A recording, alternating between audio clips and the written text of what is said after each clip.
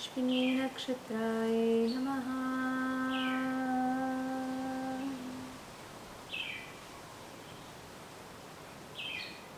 Namaste everyone. So today I actually wanted to start with new series of videos about 27 nakshatras or 27 lunar mentions, how we sometimes call them. So in Vedic astrology we also have 12 rashis or 12 zodiac signs, but then behind the scenes, behind the rashis, we are having 27 nakshatras, 27 fixed stars. And each of these stars has a very special energy, has a very special Shakti, has some element and has some god which is presiding over it. I actually made a short introduction video about it, so you can check it on my YouTube channel. And today we will actually start with Ashwini Nakshatra. Why with Ashwini Nakshatra? Because inside the real zodiac, Ashwini Nakshatra is placed right in the beginning of the zodiac, okay? So its span is from 0 degree Aries until 13 degrees 20 minutes Aries. Because every nakshatra is 13 degrees and 20 minutes long in distance on our sky. And actually this month we are starting for the first time with the series of webinars on the topic of the nakshatras on Patreon, which I'm very excited about. Because here on these short videos on YouTube, I just want to give you, a sort of glimpse, a feeling about every nakshatra. A feeling about how should we approach it and how should we understand it. But on these webinars we will really go in depth in every nakshatra. So every month we will be speaking about different nakshatra, and every month we will be really going very much in depth into understanding it, also with some study cases. So you are of course most welcome to join me, and actually you have the link below, so you can join us even today.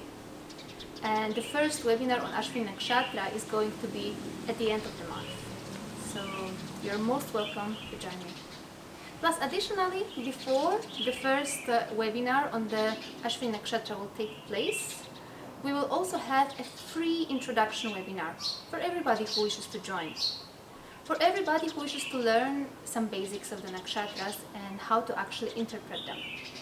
So this is something that we are going to talk about in greater detail on 27th May. Again, you have the link below, so feel most welcome to sign up and do join us. So Ashwini Nakshatra is the first star. And what is the first thing in creation? What is the first thing happening when you are born? It's actually your breath itself. Prana is said to be the first creation.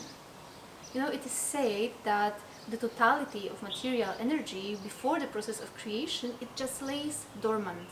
You can imagine it like a huge ocean which is not moving. There's not a single wave. And then the first thing which appears is movement, prana. It is actually compared in the Vedas to the breath of Lord Vishnu.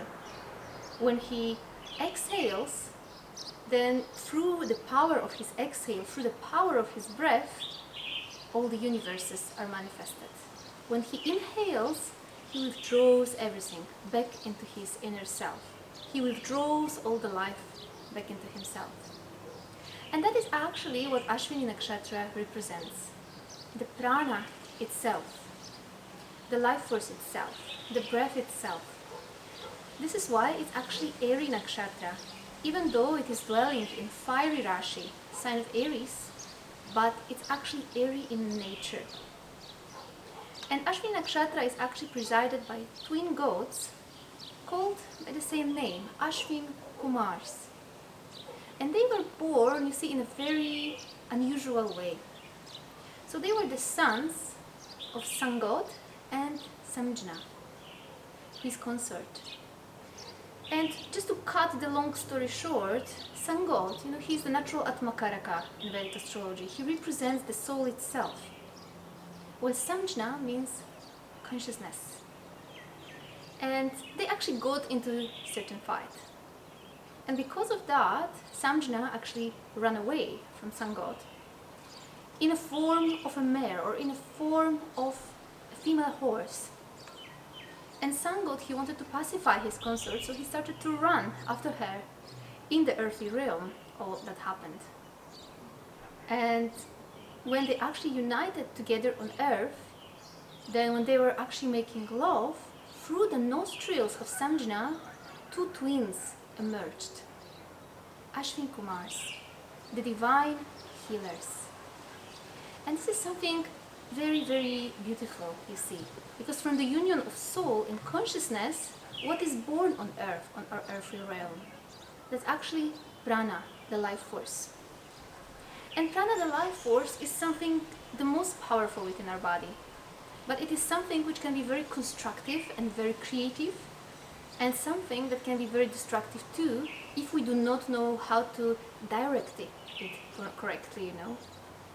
This is why actual animal, which represents the temperament of this nakshatra, Ashwini NAKSHATRA, is a horse. Even Ashwin Kumars, they have heads of horses too.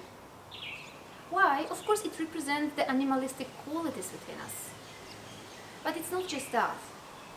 Because you see, if you look at horses, wild horses in nature, they are beautiful, you know, but they're also very fast, and it's very, very hard to tame them. That's the same with our mind. Shri Krishna said in Bhagavad Gita that mind which is controlled is your best friend, but mind which is not controlled is your worst enemy. And this is why controlling their own mind and their own energy level, their own impulsiveness sometimes, becomes a very profound life lesson for all Ashwini natives.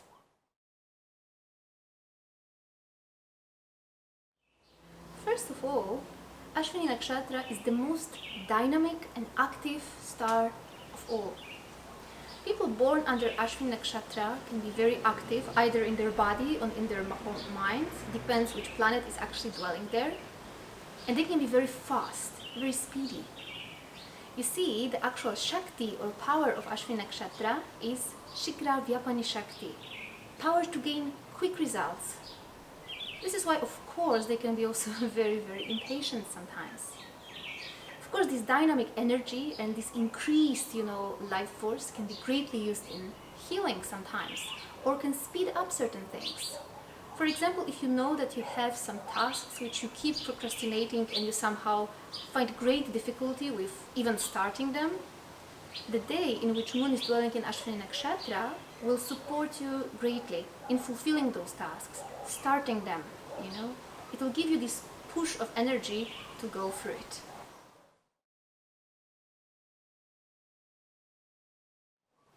Besides being very, very dynamic, Ashwini Nakshatra is also highly independent. Partially because it's governed by Ketu, and partially because its temperament is like temperament of a horse, If you have ever seen a wild horse in nature, you can see how independent and powerful it is. It's literally like an embodiment of freedom. And similarly, Ashwini Nakshatra natives, they love feeling of freedom, which is why they won't feel necessarily well in relationships which are too codependent. They like to have this sense of freedom, And this is why they will always look forward towards experiences which make them feel this freedom. That's why they might like to travel so much. That's why they often like to drive fast as well, They like to have this feeling of having no limits. But this is why they actually need to consciously work on trying to actually tame these inner horses of the mind, to tame the senses, and to find some healthy limits too, because otherwise, it will be just like the breath, which is sometimes very, very chaotic, and then it disturbs your mind. This is why you see it's so symbolic that Ashwini Nakshatra, which represents the gods, representing prana itself, is placed so close to the nakshatra of Yamaraj. In fact, the second star from Ashwini is Bharani Nakshatra. Yamaraj is the god of restriction, which already indicates to you, because you see second nakshatra from the nakshatra occupied by the moon is always indicating what is the solution for any problems experienced in the nakshatra number 1. And this is why actual pranayama or practice of control of the breath can be extremely helpful for Ashwini natives to pacify their mind, to balance their life force, and at the same time it will actually give them this inner sense of freedom. Inner sense of freedom, which doesn't seek anymore it through experiences in the outside. Because otherwise, sometimes Ashwini natives may also look for too extreme experiences in life as well. For example, you have lots of Formula One drivers with that star.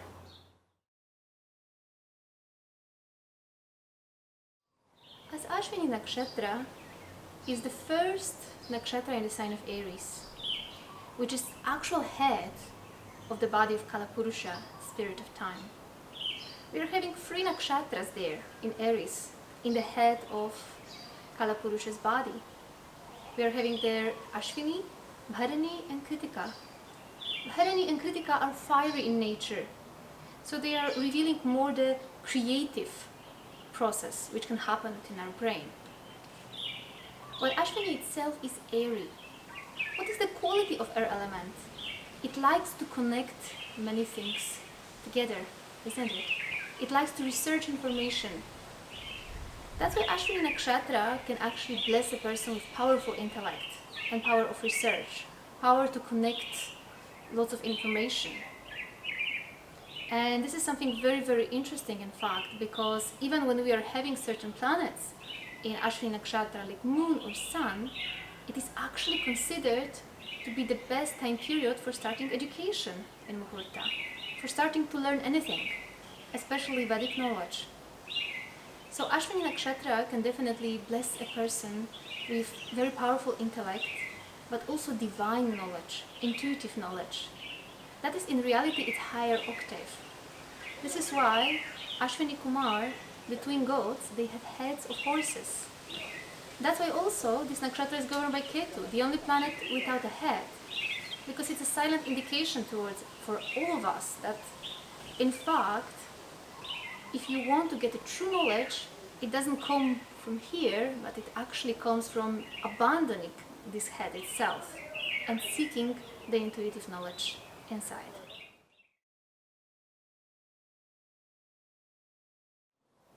Ashwini Nakshatra can also frequently bless the person with ability to find very quick and very efficient solutions in life. That's actually great nakshatra for that. Specifically because its Shakti or power is Shidra Vyapani Shakti. Power to penetrate through any problem very quickly, very easily. Power to bring quick solution. Power to bring quick healing also. That's how you will find great healers or therapists with that exact nakshatra. Especially physiotherapists. And another interesting thing about Ashwini Nakshatra and Ashwini Kumars in general, is that these two gods, they actually, brought lots of gifts and lots of amazing solutions to mankind. For example, they are the ones who gave the formula for Chyavanprash. And Chyavanprash is like, if you don't know what is it, it's actually a very special, mixture, Ayurvedic mixture, which keeps your body rejuvenated and young for a very long time. They actually taught entire Ayurveda to mankind. And they even taught the mankind how to use the process of irrigation, how to make it more efficient. This is why also the natives born under that nakshatra, especially if the moon is dwelling there, or even the sun, or even the ascendant, they do reflect the qualities of those gods also. And then can be actually great people for finding very quick and very efficient solutions.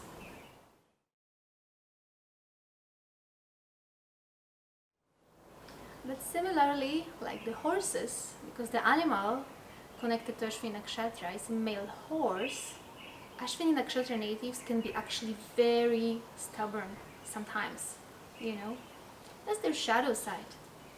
Of course, it doesn't always need to be a shadow thing, because, once they really want to do something, they will really put, all their heart into that.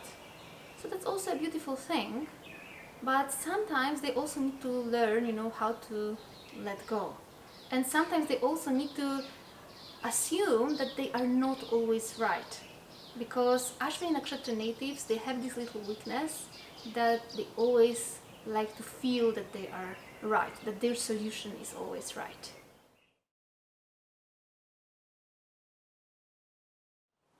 Natives born with moon in Ashwini Nakshatra can be also very passionate in nature. In general, it's very passionate nakshatra, you know. Even if you look again at the wild horses, how dynamic, how beautiful, how independent they are, they're also very, very passionate. And similarly, Ashwini Nakshatra natives are normally very passionate about everything they do. They are very passionate in their relationships, and they are very passionate in their work too. So that's one very, very interesting trait there. Because you see, out of all of the nakshatras, Ashwini Nakshatra is literally embodiment of guna of rajas. Because every nakshatra, so each of the 27 nakshatras, has 3 gunas, you know, on 3 different levels, representing the body, prana and mind of that nakshatra. For Ashwini, it's just rajas, rajas and rajas. So it's the most rajasic nakshatra, the most passionate nakshatra. Why? Because out of the guna of rajas, the world was created. Out of the guna of rajas, you know, this lotus flower pierced through the navel of Lord Vishnu, and Lord Brahma, embodiment of guna of rajas, was born. So similarly, and similar passion, Ashwini natives actually have. They like to create new things. They can be unbelievably creative, but sometimes they can be also overly passionate. And sometimes, you know, their enthusiasm may very easily ignite, but it can also drop down very easily too.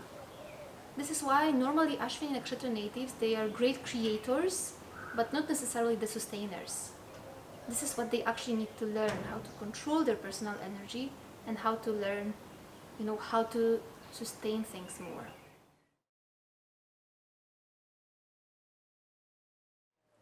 Ashwini is also a very youthful nakshatra. That's why you may sometimes notice that people born under this nakshatra, especially when moon is there, they can look very youthful. But it's not only about the youthfulness of the appearance, they can be also very youthful in mind. Like frequently, Ashwini Nakshatra natives have actually great sense of humor. They may sometimes like to make tricks on other people, but the benevolent tricks, you know, nothing real bad. And another thing which is very interesting about Ashwini Nakshatra itself is that frequently it has this sort of feeling of innocence or even naivety behind it, you know. Because you see, it's in a sort a headless nakshatra, because it's governed by Ketu, who is without head, and these 2 twins, Ashwins, they are considered to be ever young, and they have heads of horses, so they also don't have actual human head. This is why Ashwini Nakshatra natives need to be very careful always which direction to choose in life. Because you see, they always have enough energy to go into any direction and to always create something great out of that. But they need to be very careful which direction they are actually choosing. Which direction they want this powerful energy to flow. Because if they choose the wrong direction, then instead of being creative, the same energy can manifest as extremely destructive.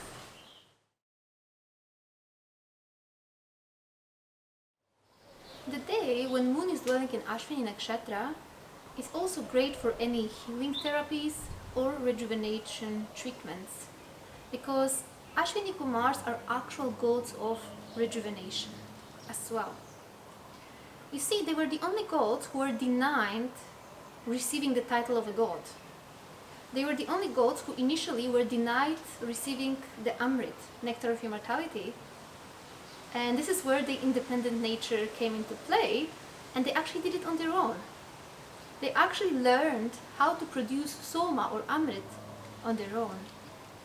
This is why Ashwini Nakshatra is so rejuvenating, you know, it awakens more vital energy in your body.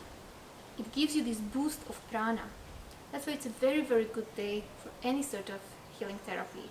And that's once again another reason why people who are born under that nakshatra can be so great healers.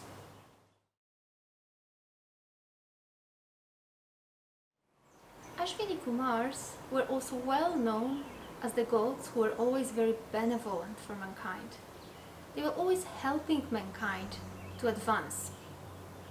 And that's yet another reason why people born with moon there, ascendant there, or sun there, they always like to either help mankind or change mankind in some way.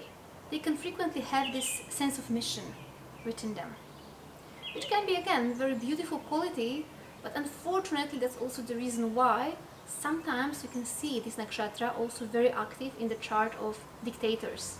They also feel that, that they have some mission to do in the world, but their perception of this mission is sort of clouded.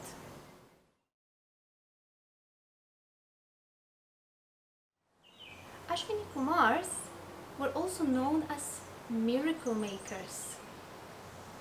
In fact, sometimes with Ashwini Nakshatra, in some very specific moments in time when many influences are aligned, sometimes Ashwini Nakshatra can bring us even instantaneous, miraculous healing. And I find it very fascinating. You know why? Because, as we say, Ashwini Nakshatra, in your head itself, it represents the intellect, the reason, the brain, all the nervous system, all the connections in your head. And actually, if you look closely at any disease that is there, and if you look at all the psychosomatic sciences, like total biology, for example, which made a great research on that topic, you can really start to realize that all the diseases, they really do start here. They start in our own mind itself. Whenever there's something which is not healed in our mind, this is when when it's suppressed, for a very long time, this is when body tries to discharge this tension from the mind to the rest of the body, and that's how disease is created. And this is why probably, Ashwini Nakshatra was associated with this instantaneous or miraculous healing. Because once you really realize what is your lesson behind the disease, once you really realize what you need to change here, the disease can really vanish. And even I experienced that. So that's something very, very beautiful. And this is why nakshatras are so great, you see, because just by studying them, you can actually learn so much about life.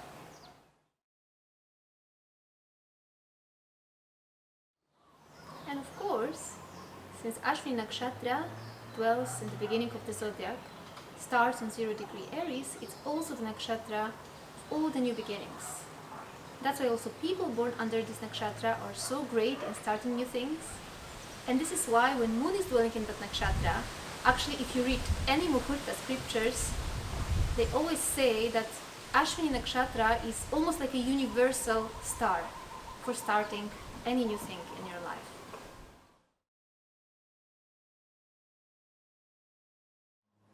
And of course, since Ashwini Nakshatra is so dynamic, so fast, so speedy, it can be very impatient and impulsive sometimes too. This is why you see Ashwini Nakshatra natives, they need to consciously tame this feeling sometimes to do something impulsively. Because sometimes they may actually do something which they may regret later. That's why they can also, very easily get even angry or irritated. Depends on which planet is actually dwelling there. Because do not forget that Ashwini Nakshatra is not just the exaltation place for the sun, that's also the Mula Trikona of Mars. So the impatience can be very strong sometimes. This is why this need for self-control, need for, introspection, need for doing pranayama or breathing exercise just to cool down the mind, cool down this constantly moving prana within them, becomes a very, very important thing for them. So they can actually use this inner force and inner power to create in the most constructive way possible. And then manifest the most divine qualities possible. So that was just my very short video on Ashwini Nakshatra for you. And if you want to learn more, please do join us on the webinar at the end of May. And if you are by any chance going to watch this video after May, most likely the recording will be also available to purchase. So thank you so much for watching, and hopefully see you very soon on our upcoming webinars. Thank you and namaste.